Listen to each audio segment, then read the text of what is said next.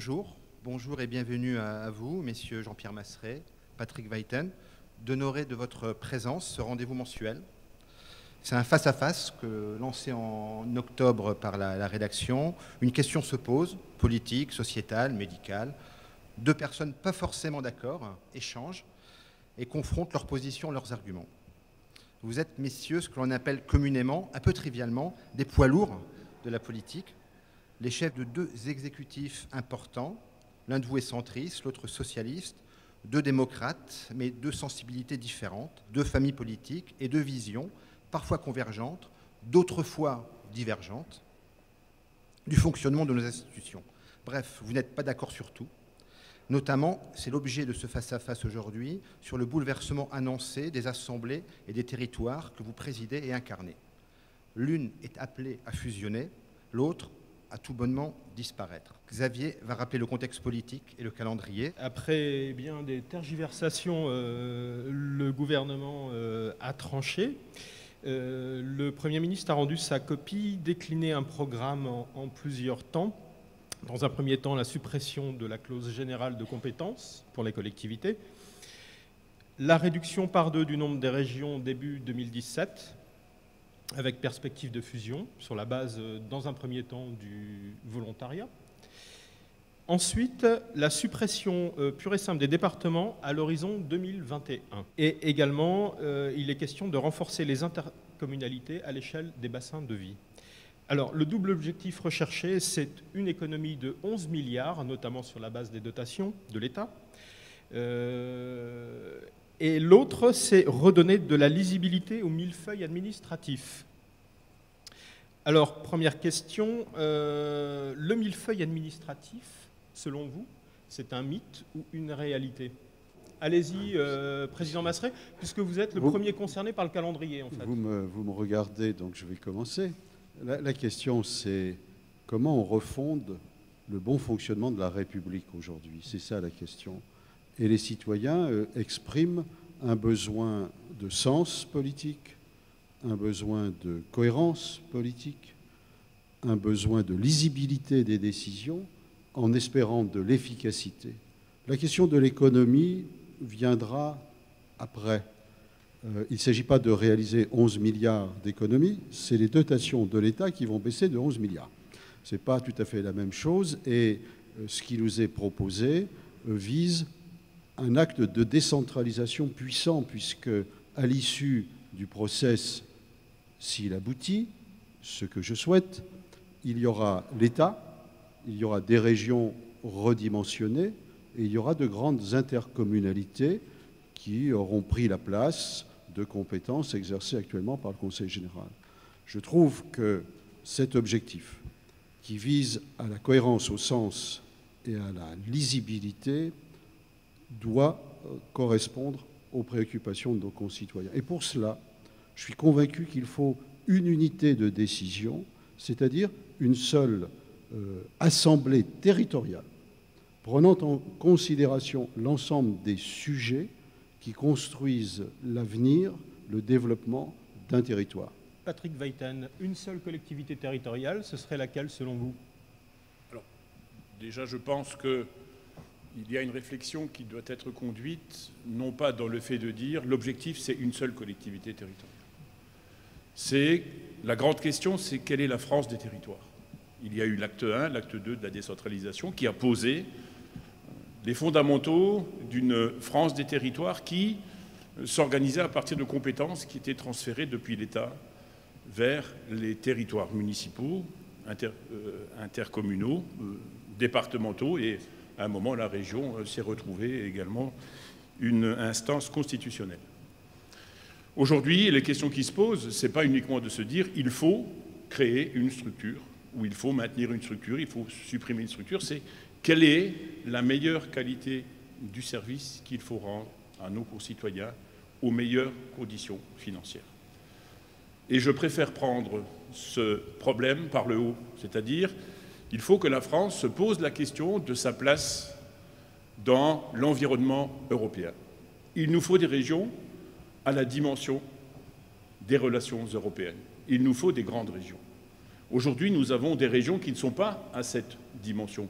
qui ne peuvent pas tutoyer nos voisins allemands, qui ne peuvent pas mettre en place des vraies stratégies d'aménagement du territoire. Et la réponse que l'on apporte à cela, c'est 1, il restera la région, 2, on fait disparaître les départements et on renforce le niveau intercommunal. Mais alors fusionner, Patrick Weiten, les Alsaciens l'ont refusé l'an dernier pour le Bas-Rhin et le Haut-Rhin. Bon, maintenant, il faudrait donc leur proposer de fusionner avec les Lorrains. Est-ce que c'est pas rajouter de la difficulté à la difficulté? Je pense que c'est de nouveau pas de cette façon-là qu'il faut prendre le problème. C'est qu'aujourd'hui, on peut constater que nous sommes dans une situation où l'État continue à être jacobin et ne réussit pas à transférer vers les territoires un certain nombre de compétences qui sont indispensables à retrouver et à trouver de la proximité. Dans une dimension européenne, ce sont de grandes régions. Mais à côté des grandes régions qui auront cette responsabilité, il faut la proximité. Et cela est essentiel. Et que même si nous faisons disparaître les départements, il faudra bien qu'il y ait un niveau de ce millefeuille qui continue à assumer la responsabilité de cette proximité. Aujourd'hui, et lorsque j'écoute le Premier ministre, il ne dit pas on supprime les départements. Il dit on supprime les conseils départementaux. Ce n'est pas pareil. Ça veut dire qu'on supprime les élus. On supprime les élus de territoire et on arrive à un département qui est la fédération des intercommunalités.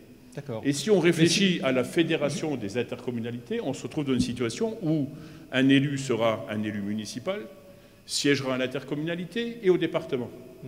Là, il y a une contradiction que j'ai du mal à percevoir, parce qu'inévitablement, il y aura cette fédération qui sera conduite par ces mêmes élus de territoire, alors qu'on combat tous, et c'est important, le cumul de mandats. Jean-Pierre Masseret, si on supprime les départements, au plan... On supprime effectivement les conseils. Oui, si on supprime les conseils... Merci de le préciser. L'entité administrative départementale. Si on supprime les conseils généraux, pour être clair, et qu'on laisse en place, que l'État laisse en place les préfets. Est-ce qu'on ne revient pas à ce que la France a connu durant les 30 Glorieuses, avant la décentralisation des lois de fer? Non, je ne pense pas. Je pense que Patrick Weiten dit juste quand il propose des grandes régions, dimension européenne, de telle sorte que des infrastructures, des projets de développement soient portés au meilleur niveau possible d'efficacité. Ce que nous avons à assurer, c'est la décentralisation. C'est-à-dire qu'il faut que l'État accepte, dans le débat État-région porté par le Premier ministre, il faut que l'État se remette en question. Il faut qu'il accepte de considérer que les régions aujourd'hui en Europe qui connaissent les meilleurs développements économiques, les prises de position dans la compétition internationale sont celles qui disposent de plus d'autorité et de plus de pouvoir réel leur permettant de conduire des politiques. Ça, c'est mesurable aujourd'hui dans l'espace européen. En l'occurrence, ce n'est pas que l'État qui se remet en question, c'est l'État qui demande aux collectivités de se remettre en question. Vous-même, vous avez rencontré Philippe Richard, votre homologue d'Alsace. Vous semblez prêt à faire des expérimentations avec l'Alsace? Nous avons rencontré le Premier ministre.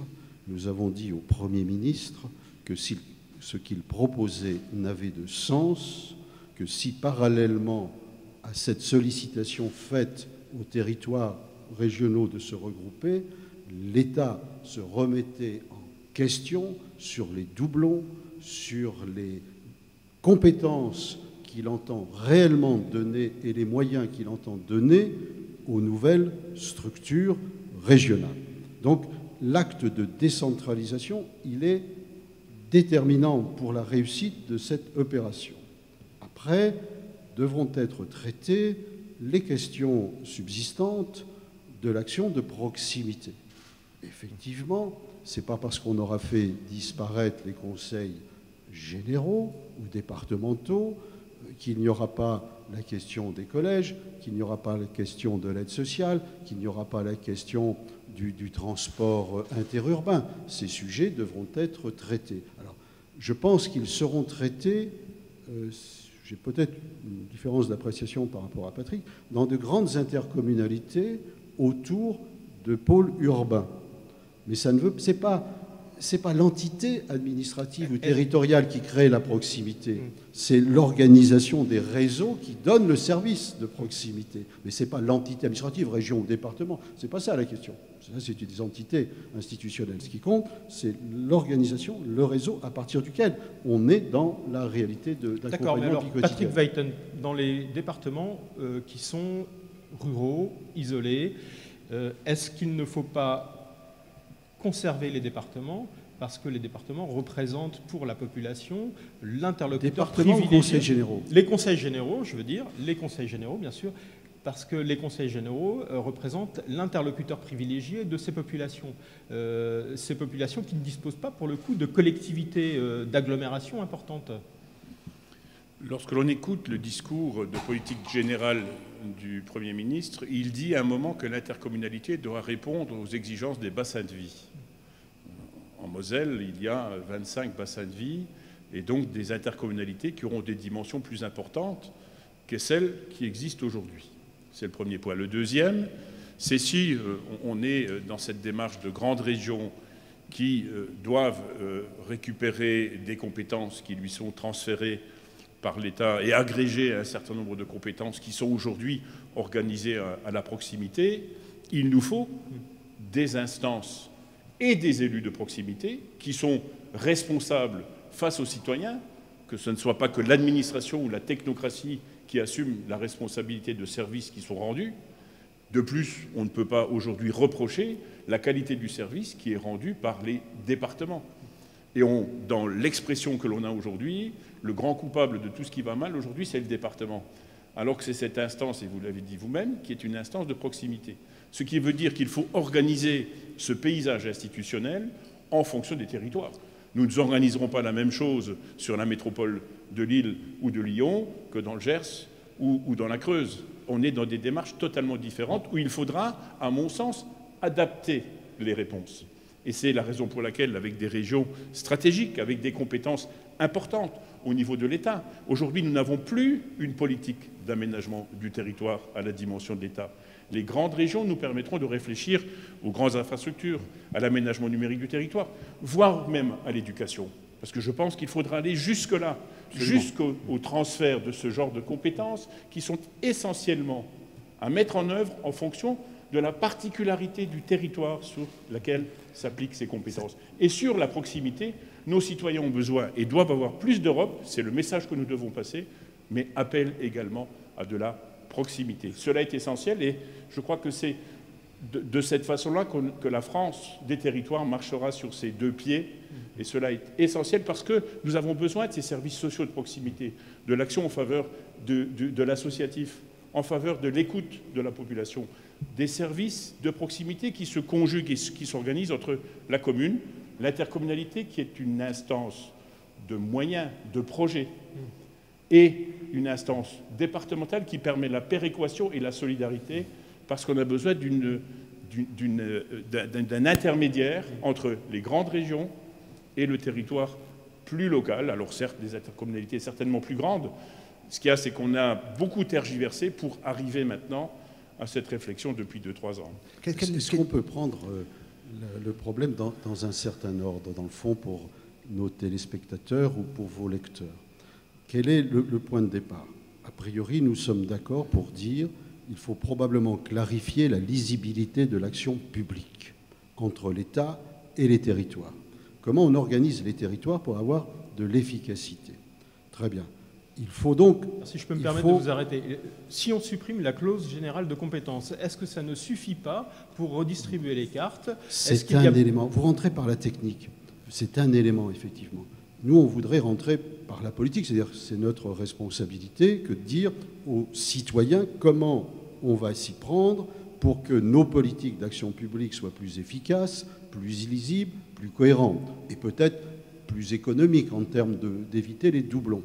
Donc, nous avons le sentiment partagé, je crois, qu'il y a des améliorations à apporter au système de l'organisation territoriale de la République française. Une proposition est faite sur la table, elle est dérangeante, elle est brutale. On fait disparaître les conseils généraux, on peut obliger les régions à fusionner dans un laps de temps relativement court. C'est brutal, c'est violent, très bien. C'est peut-être l'objectif poursuivi du Premier ministre, de dire je bouge, je dérange, je vais choquer et je vais obtenir des réactions. Il va les obtenir. Il faut lui apporter, mais pas les subir. Donc, c'est comment, dans la période qui s'ouvre, moi je lui ai demandé l'autre jour, je lui ai dit, écoutez, Monsieur le Premier ministre, c'est très bien ce que vous faites, c'est intéressant, ça nous bouscule, mais il faut définir la méthode et définir l'agenda. La méthode, très bien, il faut qu'on discute, conseils généraux, collectivités, territoires, bassin de vie, tout ça, région. On se donne de juin 2014 à juin 2015, où on met sur la table l'ensemble des éléments, loyalement, en regardant quel est l'intérêt général. 2, vous nous dites ensuite la date à laquelle les interventions électorales vont passer. Patrick va aux élections, ou on ira aux élections en mars 2015, tous les deux, ensemble, en face à face, peu importe. Justement, est-ce qu'il ne faut pas repousser le calendrier? Est-ce que le calendrier j'arrive. Le calendrier n'est pas adapté à la réforme qui est proposée. Il va aller aux élections en disant ben, je vais être président du Conseil général, mais dans 5-6 ans, on est mort. Moi, je vais aux élections, mars 2015, président de région, en sachant qu'en fin 2016, je ne sais pas si je serai marié, je ne sais pas avec qui, ni dans quelles conditions. Ça, ce n'est pas acceptable sur le plan de la démocratie. En effet, il faut établir la règle, le contenu, ce que l'on veut réellement, et puis, une fois que la règle est faite, on procède à des élections. Moi, je lui dis, novembre 2015, si vous enfermez le débat sur une année active, on procède aux élections générales 2015, novembre ou octobre 2015, et au moins les gens savent de quoi on parle. Donc l'objectif est cependant l'efficacité de l'action publique. D'accord. Sur le calendrier, Patrick Weiten, est-ce que vous considérez qu'il faut maintenir en l'état les élections l'an prochain ou il faut reporter le calendrier? Écoutez, j'ai vu sourciller sur la violence. Écoutez, je pense qu'il y a eu rarement une telle violence, une telle brutalité, dont l'annonce. Je participe. Vous désapprouvez totalement. Je participe et je suis membre du bureau de l'Assemblée des départements de France. Je peux vous dire que le président Le Breton et tous les élus présidents de conseils généraux ont été surpris, puisque la veille même de l'annonce, on disait, vous inquiétez pas, les départements seront préservés. Les présidents de conseils régionaux aussi. C'est pour ça que je parlais de brutalité, donc Jean-Pierre Masseret partage mon avis. On est dans une démarche où, au-delà du calendrier et de l'agenda, on ne sait pas aujourd'hui quel est le territoire électoral qui est le nôtre.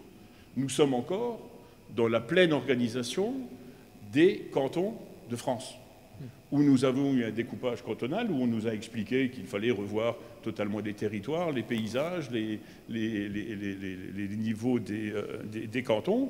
Et on doit aller aux élections en mars 2015, ce qu'a dit le Premier ministre dans son discours de politique générale, il l'a rappelé, en même temps que les élections régionales, sachant qu'1 an ou 2 ans après, il y aura de nouvelles régions plus grandes, et en 2021, il est prévu la disparition des conseils départementaux. Là, on ne comprend plus rien. Et ensuite, moi j'entends bien ce que dit Jean-Pierre Masseret, effectivement, nous serons candidats à des élections territoriales, quelles que soient ces dimensions et les places de chacun dans ces élections territoriales, ça c'est évident, mais au jour d'aujourd'hui... Vous savez laquelle par rapport... Comment? Vous savez laquelle? Les deux. Quand je saurai quel sera le paysage, je me poserai des questions. Alors, j'entends peut-être que Jean-Pierre est éventuellement candidat à la présidence du Conseil général de la Moselle. Voilà, je l'entends, il a parlé des deux. Mais on est dans cette démarche-là aujourd'hui où il faut qu'il y ait un discours qui soit clair, une démarche qui soit claire. Est-ce que de ce point de vue-là, vous ne regrettez pas la réforme Sarkozy du conseiller territorial qui consistait à remplacer les conseillers généraux et les conseillers régionaux par des conseillers territoriaux siégeant dans les deux assemblées?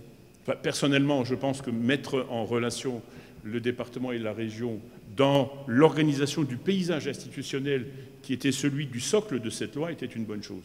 Maintenant, si on part sur le principe de régions plus grandes, la question est fondamentalement différente. C'est-à-dire, c'est quelles sont les compétences transférées depuis l'État vers les grandes régions. 2, de quelle façon les grandes régions ont capacité à innover, à s'adapter à leur contexte, à leur environnement transfrontalier pour ce qui nous concerne.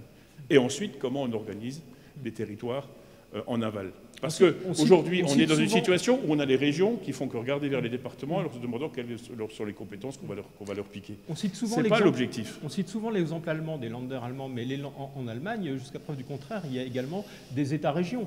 Donc il y a des États qui sont constitués d'agglomérations. Est-ce qu'en France, il ne faudrait pas proposer un système à la carte qui pourrait aller des intercommunalités finalement à des communautés d'agglomération, comme c'est le cas pour Paris Est-ce que la question... Vous savez, je pense qu'il faut aller, à mon avis, il faut aller plus loin.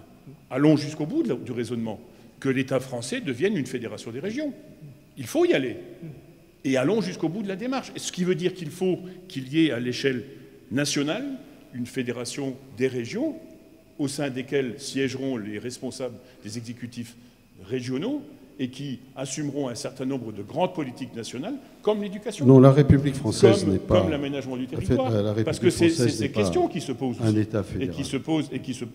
On veut le rendre comme cela. Et il faut aller jusqu'au bout de ce raisonnement et pas s'arrêter au milieu du gué avec des départements qui aujourd'hui sont les coupables et les victimes du système et demain et avoir ensuite des intercommunalités et des Alors Patrick communes va qui être réagissent. d'accord pour un État fédéral. Jean-Pierre Masseret, c'est pas encore pas le sujet. L'État fédéral, on n'en est pas encore. Oh, ça peut venir. Donc la question qui nous rassemble, me semble-t-il, c'est que Patrick et moi considérons, me semble-t-il, qu'il y a des évolutions nécessaires pour rendre plus efficace l'action publique, plus lisible, plus correspondante aux besoins de nos concitoyens. On est d'accord là-dessus. Donc la question, c'est quelle est la sortie? On est d'accord pour rentrer dans un débat de cette nature, et la France doit rentrer dans un débat de cette nature. C'est ce que propose le Premier ministre, avec une brutalité, un choc, effectivement, assez violent.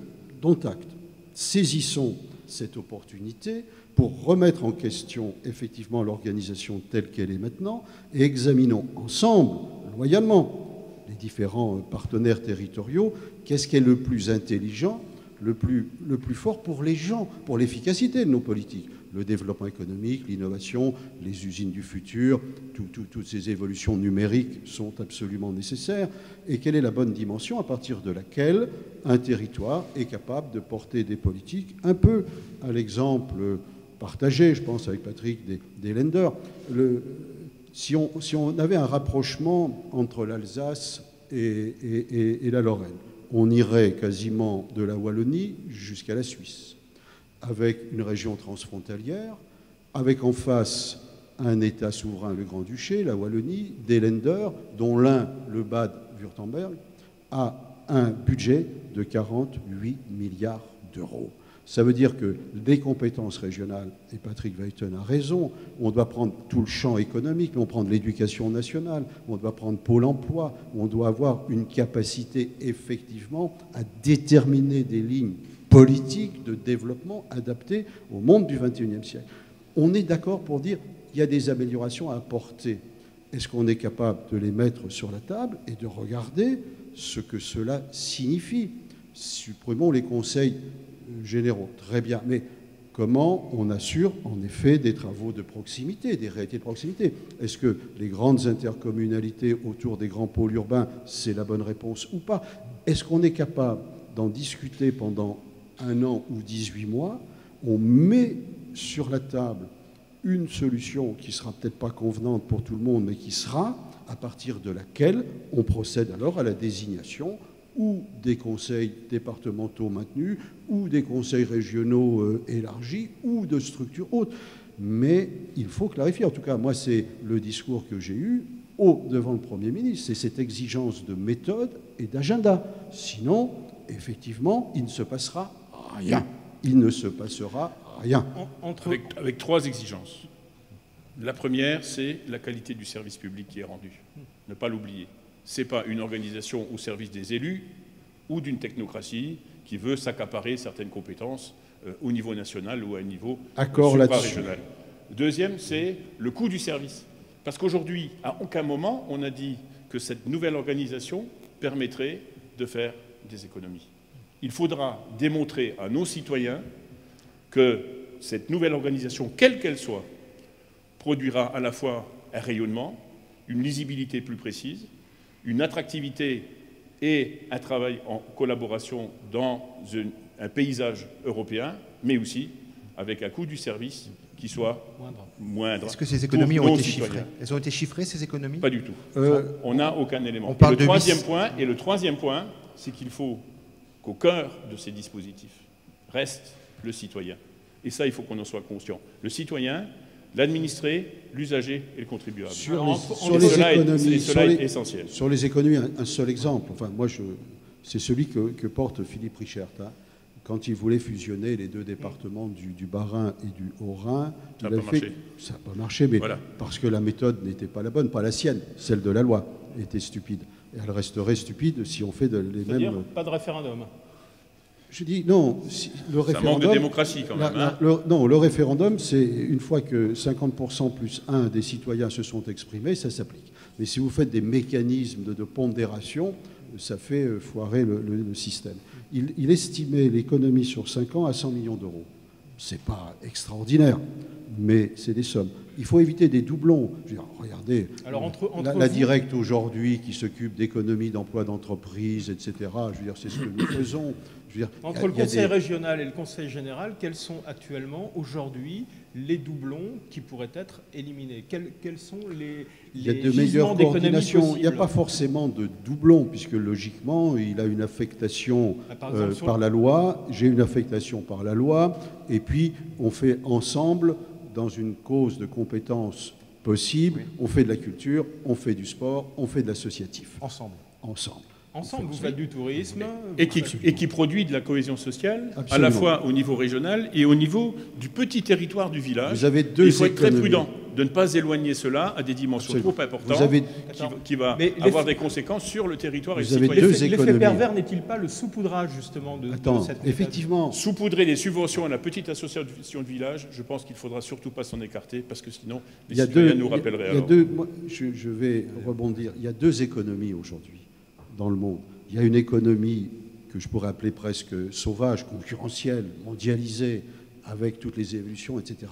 Et puis il y a une économie humaine, celle qui fait l'armature de nos territoires, celle portée par l'économie sociale et solidaire, celle qui est de l'éducation populaire, de la culture de proximité de territoire, des associations qui font cette armature. Il ne faut surtout pas, au moment où on amène les gens à s'engager davantage vers cette économie de compétition ouverte, mondialisée, lâcher. Il ne faudrait surtout jamais lâcher l'armature de nos territoires, parce que c'est l'économie humaine qui produit de la richesse et qui produit de la cohésion sociale. On doit gérer ces deux niveaux d'économie, l'économie compétitive et l'économie humaine, sans opposer l'une à l'autre, mais en complémentarité du bon fonctionnement de la République. Hein, là. C'est du lourd. Hein. C'est comme ça. Peut-on préciser la nuance? On dit c'est la fin des conseils généraux, c'est pas la fin des départements. Que restera-t-il des départements lorsqu'il n'y aura plus de conseil général? C'est quoi? C'est une notion culturelle? Je pense que prendre ce dossier par ce bout-là est très mauvais. Se dire si l'objectif c'est de supprimer le département, ce n'est pas apporter des réponses à une nouvelle organisation structurelle et institutionnelle. Et en plus, il faut une réforme de la Constitution. Donc, il faut une réforme de la Constitution. Oui. Donc, il est éminemment important qu'on prenne le dossier à la fois par le haut, par les compétences, par les responsabilités, par le service et par le coût du service. Donc vous voyez qu'on est d'accord.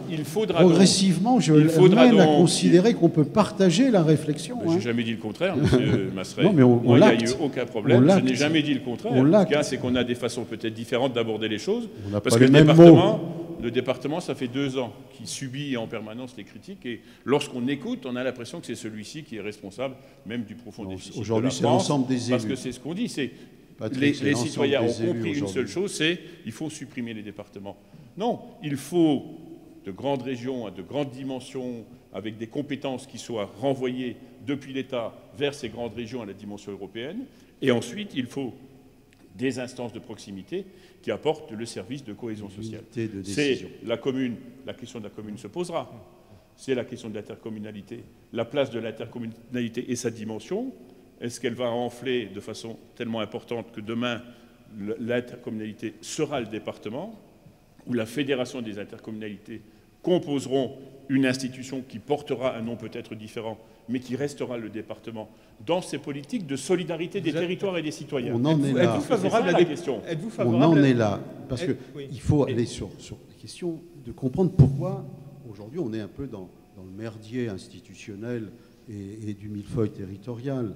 Je veux dire, on en est là pourquoi? C'est une question de courage politique qui fait défaut depuis tellement longtemps. Puisqu'à l'origine, c'était quoi dans l'esprit Pour quelle raison, de certains technocrates? Elle fait défaut pour quelle raison? C'était de supprimer des communes. Le point de départ, il est là. Supprimer des communes. C'est le point de départ de tout il y a 45 ans. On y vient avec cette loi. Il ne Alors, faut pas se leurrer, il faut le dire aux maires. Tu as des fusions. Après les départements viendra le tour des Après, communes. on a imaginé les intercommunalités, les grandes, les métropoles, etc. Et progressivement, c'est ça. Et le courage politique. Et du coup, on a multiplié les niveaux, on a complexifié les affaires par absence de courage politique d'affronter les situations et dire aux citoyens, votre objectif, c'est l'efficacité, c'est la lisibilité, c'est la clarté, c'est effectivement des actions publiques qui produisent des résultats. Eh ben, c'est comme ça qu'il faudra aller. On a toujours protégé. Il faut sortir des précarés aujourd'hui. Mais est-ce que la fin des communes, c'est quelque chose qui peut être envisagé? Parce qu'il apparaît que ce serait le plus grand gisement d'économie, finalement. Non. Ce qui coûte le plus cher aujourd'hui, c'est la construction des intercommunalités. C'est le développement des intercommunalités. Êtes-vous favorable des intercommunalités à l'échelon du bassin de vie, comme le propose Manuel Valls? Vous savez, on est dans une situation où, de toute façon, ça fait 3 ans qu'on ne comprend plus l'action de l'État dans une démarche d'organisation des institutions de proximité. Les commissions départementales de coopération intercommunale ont fait des choses qui sont surprenantes quelquefois, en se disant, et je prends toujours moi la référence du syndrome du bœuf, il faut être de plus en plus gros pour être meilleur et courir plus vite. Et on arrive à des situations où on éloigne quelquefois ces services de proximité du citoyen et de ce qui fait son quartier. C'est 5 communes, sachant que l'intercommunalité était une institution de moyens. Elle n'est pas constitutionnelle. Une institution de moyens mise en œuvre par les communes afin d'apporter des services qui ne peuvent plus être apportés aujourd'hui par les communes. Ensuite, et le deuxième point qui est important, Jean-Pierre Masseret parlait de merdier, on nous a promis le changement, on a le chambardement. Ce qui n'est pas mieux, parce que lorsqu'on écoute les discours successifs du président de la République et des premiers ministres, on nous a quand même dit au mois de décembre qu'on aurait la clause de compétence générale. Au mois de janvier, le président de la République, dans ses vœux, dit les départements seront conservés. On voit où on en est aujourd'hui, dans une discussion que l'on a pour savoir quel est l'avenir des communes et des départements. Le troisième point, c'est que de toute façon, avec une diminution de 11 milliards d'euros des dotations de l'État aux institutions de proximité, aura des conséquences inévitables sur la qualité du service et sur l'investissement. Et il faut se rappeler que les collectivités territoriales représentent 70% de l'investissement sur les territoires et donc d'une redistribution de la richesse vers l'économie de territoire. Et que nous devrons tous faire des économies sur la qualité du service et inévitablement sur l'investissement. Et le dernier point, c'est que nous ne représentons que 10% de la dette et que nos budgets sont votés en équilibre et que nous appliquons la règle d'or. Ça ne signifie pas, Patrick, ce qui veut dire Jean-Pierre Masseret, tous ces mots justes, attendez, tous ces mots justes de constat n'obèrent pas le fait qu'on rentre dans le débat pour améliorer la situation. Je suis assez d'accord sur le fait des allées-venues du gouvernement. Je veux dire, j'ai mon esprit critique et je suis assez indépendant. Je cite juste François Hollande à Toul, le 18 janvier, déclaré « Les départements gardent leur utilité pour assurer la cohésion sociale, c'est à Tulle, pas à Toul. À Tulle, pardon, la solidarité territoriale. » Il aurait pu le dire à Toul. Je ne suis pas donc favorable à leur suppression pure et simple, comme certains le réclament, car les territoires ruraux perdraient en qualité de vie. Bon, voilà, moi, je ne suis pas président de la République, je suis comptable des mots que je dis et des analyses que je fais. Je considère aujourd'hui qu'en effet, il y a eu de l'agitation, des contradictions, ça c'est évident. Je veux dire que personne ne pourrait nier ça. Mais on a l'opportunité maintenant de cette violence faite par le Premier ministre, dans le fond, aux collectivités territoriales, aussi bien départements que régions. Parce que moi, je connais mes collègues, on a des réunions. Il y en a qui sont prêts, comme moi, à dire on peut y aller avant de subir. Le mieux, c'est d'anticiper, d'organiser, que de subir dans les pires conditions. Donc, il faut mieux l'affronter et organiser et faire dévier un certain nombre de perspectives.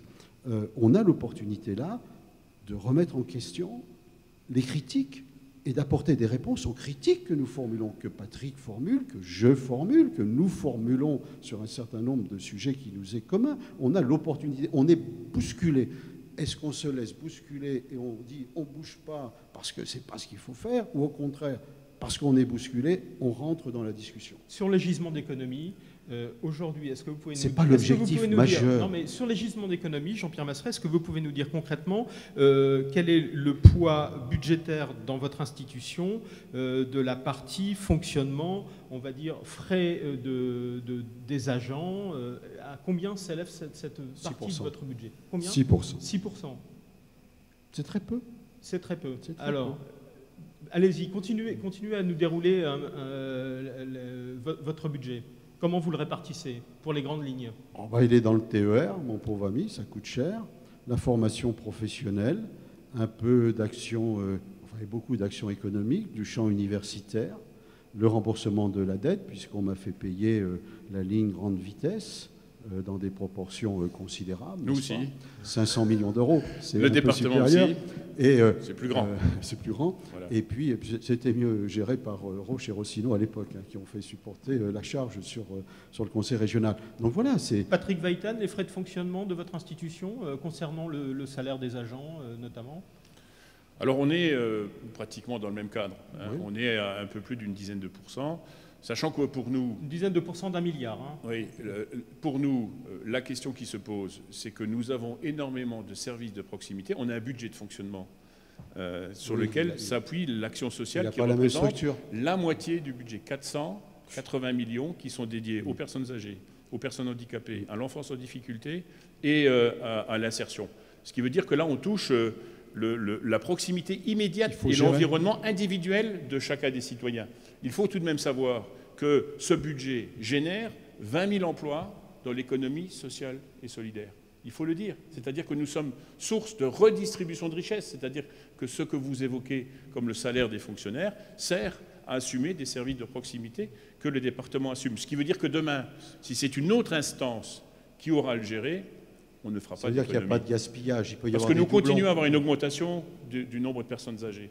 Nous avons malheureusement une augmentation des personnes en voie de handicap. Et c'est qu'un début. Le RSA, malheureusement, continue à évoluer et de façon dramatique. Et puis, l'enfance en difficulté, on sait aujourd'hui ce que cela représente Ces pour les services territoires. devront être maintenus. Et donc, pour nous, cela représente une économie qui est importante.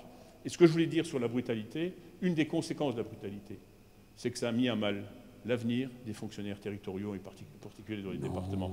Et cela, ils ont des statuts. Monsieur le Président de la région, je peux vous dire qu'effectivement, ça a renforcé la fonction publique régionale. régionale. Les peurs et l'émotion. Nous n'agitons pas. C'est les gens ont un ce qui s'est passé dans les fonctions garantis dans leur départementales statut. Et ça a eu une conséquence inévitable. Parce que quand on leur dit qu'en 2021, l'institution qui les emploie n'existera plus, parce qu'on a été à la disparition des départements, légitimement, ils peuvent se poser la question de savoir quel sera et où sera leur avenir.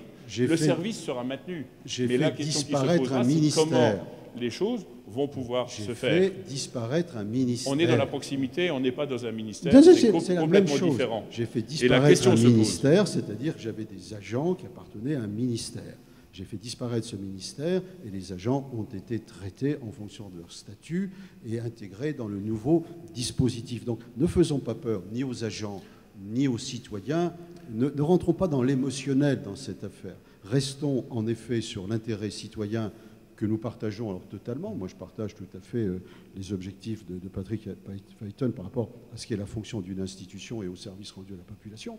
Donc on a l'opportunité d'améliorer les choses. Ça ne veut pas dire qu'il restera, la question des conseils départementaux sera peut-être traitée différemment que celle qui est annoncée là.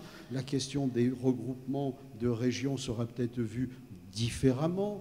Le président de la République, à un moment donné, a dit 15 régions. Le Premier ministre dit 10. Bon, on peut discuter. Ça peut encore changer. Ça peut bouger, parce que ça bougera à la condition que les élus territoriaux n'aient pas peur de s'engager dans cette voie-là et discutent en disant non, le gouvernement, c'est pas comme ça, c'est là qu'il faut aller, c'est comme ça qu'on voit les choses, et vous allez vous adapter législativement parlant a cette option-là. C'est ça qui nous importe aujourd'hui de faire, me semble-t-il en tout cas. Le temps de la conclusion est venu, on est arrivé au bout. Je voulais une minute chacun, peut-être, si vous avez la liberté de dessiner ce que pourrait être idéalement la France administrative de demain. Chacun, pendant une minute, essayez de la dessiner, de l'esquisser. Président Weithal. Je pense que nous avons besoin, et je l'ai dit à plusieurs reprises, et je pense que c'est une bonne chose qu'il y ait une réflexion institutionnelle la plus large possible et qu'on ne commence pas à se poser la question du canton, de l'avenir d'un département et de la dimension d'une région, qui est une vraie question institutionnelle de la place de la France sur ses territoires et dans ses compétences. Avec des régions qui représentent aujourd'hui la relation que nous devons avoir avec l'Europe et la perception que nos citoyens ont de l'Europe, avec des compétences qui doivent être transmises et transférées de l'État vers les régions. C'est-à-dire qu'il faut aussi que la région fasse sa leçon institutionnelle pour qu'elle soit meilleure dans l'action qui est la sienne, et que ça ne soit pas uniquement un État qui soit de règlements, de normes, d'impositions, de contraintes, mais véritablement un État partenaire des territoires. Et ensuite, à partir de cette dimension des régions adaptées aux circonstances, à la géographie, à la proximité, qu'il y ait des institutions de proximité, parce qu'il nous faut plus d'Europe, mais il nous faut de la proximité. Nos citoyens le disent et le répètent. Donc trouver ensuite ces institutions de proximité qui apportent les services, la cohésion, et il faut le définir. Alors, ça sera le département, ça sera une fédération des intercommunalités, quelle que soit la solution. Il faut, d'une part, que l'élu soit responsable face à ses citoyens et son territoire. Donc ne pas éloigner l'élu de son territoire, c'est essentiel, dans une démarche démocratique et politique. Et enfin, qu'on conserve la même qualité de service. Et enfin, naturellement, qu'on le fasse à des coûts qui soient acceptables pour l'usager et pour le contribuable, et en prenant toujours bien garde à ce que toutes ces mutations, ces bouleversements, ces chambardements institutionnels n'aient qu'une seule cible, c'est celle du citoyen. À vous, Président Masseret. Pour moi, c'est un État à la fois stratège, un État partenaire, j'aime bien cette expression, et un État solidaire, parce qu'il y a des solidarités à exercer entre les citoyens et entre des territoires. Ensuite, un espace territorial, région, appelons ça comme ça, suffisamment structurant et structuré pour porter des politiques de construction d'avenir dans l'économie concurrentielle du XXIe siècle sur les grands objectifs, et un partenariat territorial de relative proximité pour assurer effectivement ces fonctions essentielles. Et je dirais surtout, il faut que tous les élus osent le courage politique et que personne d'entre nous ne se réfugie sur son précaré, sur un pseudo-pouvoir qui n'existe pas. Comment allons-nous exercer la responsabilité qu'attendent de nous les citoyens, et de le faire en loyauté par rapport au bon fonctionnement de la République française, parce que je crois à l'unité de la République française. Je ne crois pas encore à un État fédéral. Je crois à l'unité de cette République laïque, sociale, solidaire, mais aussi protectrice, capable de porter les projets de développement communs.